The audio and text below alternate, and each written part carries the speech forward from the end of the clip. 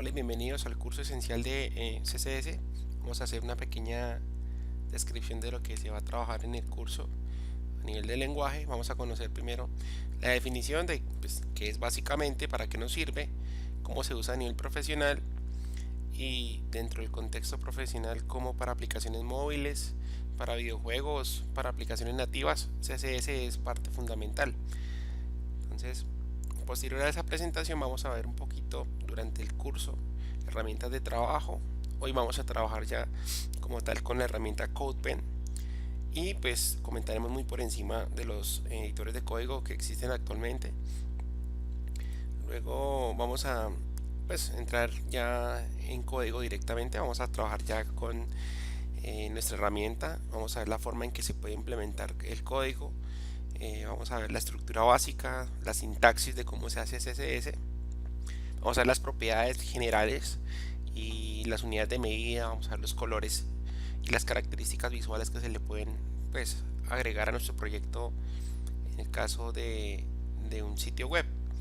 Posterior veremos los selectores.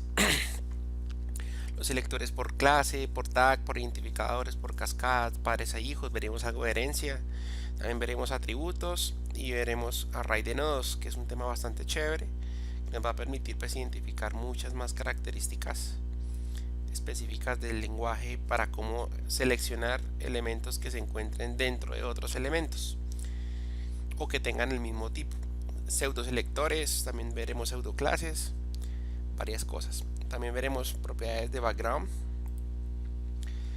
todo lo que tiene que ver con fondos, imágenes,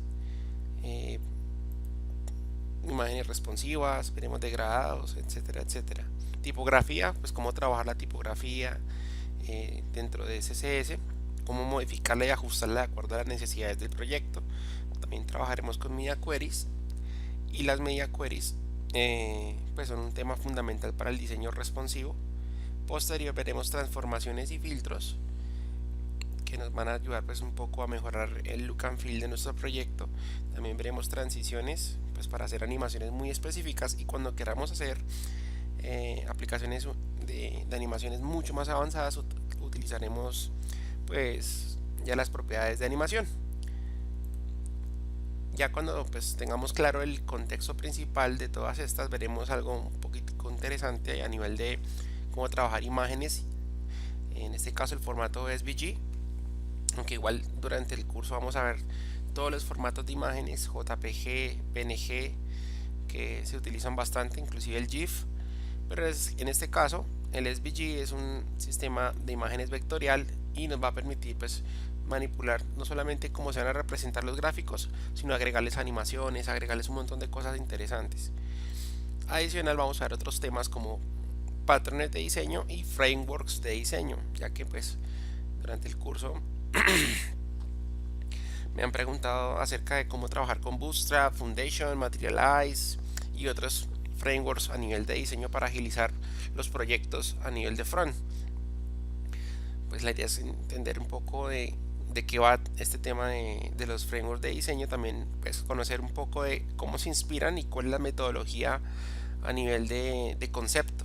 Vamos a ver un poco de diseño atómico, diseño responsivo y las metodologías que ya utilizan empresas grandes como Google, como Apple, como Microsoft, como muchas otras. Entre esas metodologías, las más interesantes que quisiera al menos poner dentro de discusión sería Material Design, que es de Google, y la Universal Windows Platform, que es de Microsoft, y es la que nos permite construir interfaces, y las dos son muy buenas y competentes a nivel general. Entonces nada, vamos a empezar de una vez con el curso. Como esto es un review, la idea es que estos videos sirvan de apoyo a las clases presenciales y sean como un resumen de refuerzo a algunos temas que de pronto en clase se pueden llegar a dilatar por preguntas o por explicaciones o por hacer de pronto alguna aclaración específica del tema. Resulta que acá en la definición del lenguaje vamos a arrancar por el principio. ¿Qué es? El lenguaje, primero que todo, es un lenguaje para definir diseño. Es más, voy a entrar acá en detalle en este tema. ¿Qué es y para qué sirve? El lenguaje para diseño es básicamente una metodología que actualmente está en su versión 3. ¿Por qué CSS? Pues si ustedes buscan en Google directamente CSS, les va a decir que está en versión 3, ¿sí? Aquí les dice que pues básicamente es una forma de aplicar estilos en cascada dentro de un documento, en este caso de HTML. Y pues CSS, hay muchas cosas que se pueden hablar acerca del tema, pero entre las más importantes es que es uno de los lenguajes que cada día va teniendo más y mejores funcionalidades. Inclusive se está acercando mucho a hacer un lenguaje de programación, y ahí quiero hacer una acotación. De una vez la voy a agregar inclusive acá. No es un lenguaje de programación. No es un lenguaje de programación. ¿Por qué no es un lenguaje de programación? Resulta que un lenguaje de programación se encarga de definir paradigmas para manipular datos. En este caso, CSS no tiene esas características. Funciona más como algo que no sé si de pronto los que ya han trabajado front conocen como JSON. JSON es un formato para poder definir valores dentro de una cadena, y esos elementos de valores pues básicamente es tener una llave, un ID y un valor asociado a esa llave, ¿sí?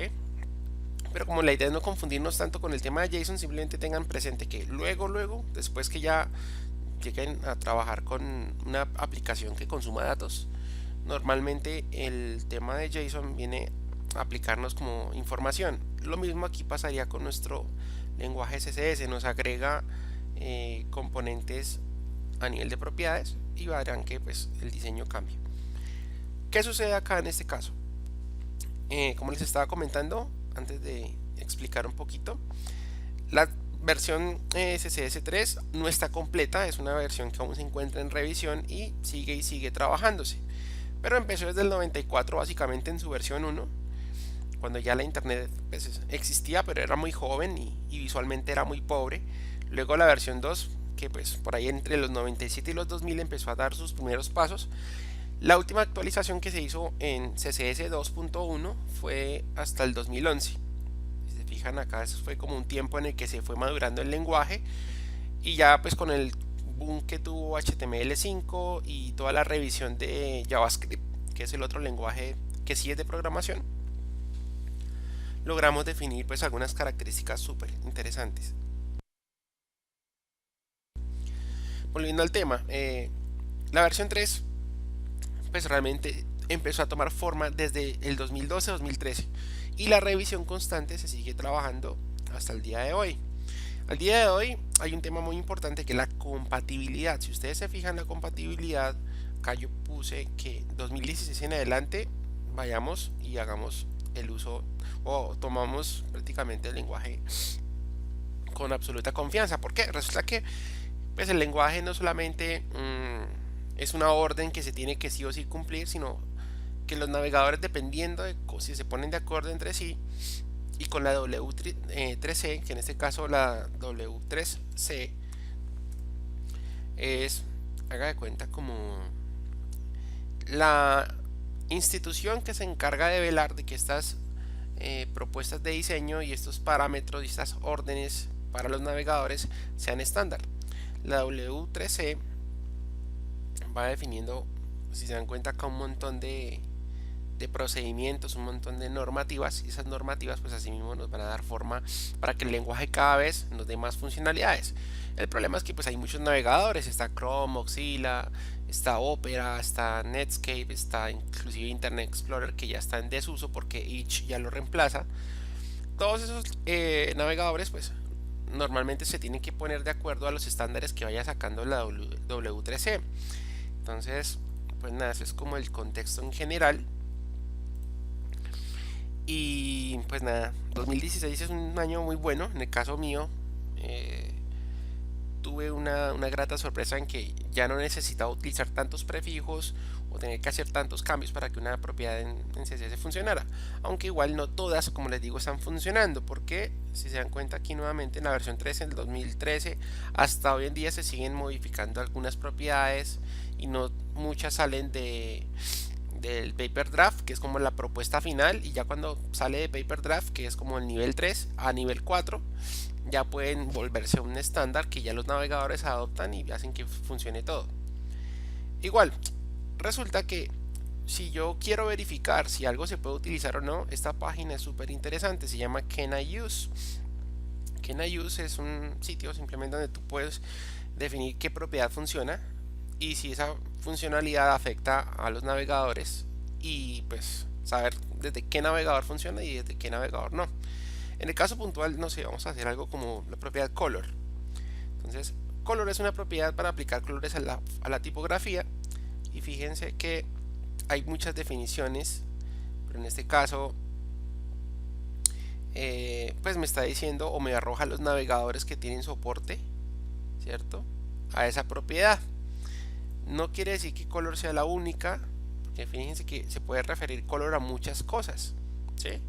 Se pueden referir a color de CSS, pueden definirse a colores de otras cosas. En este caso miren que el primero no era CSS, sino era ajustar un selector de color, que es otra cosa un poco diferente.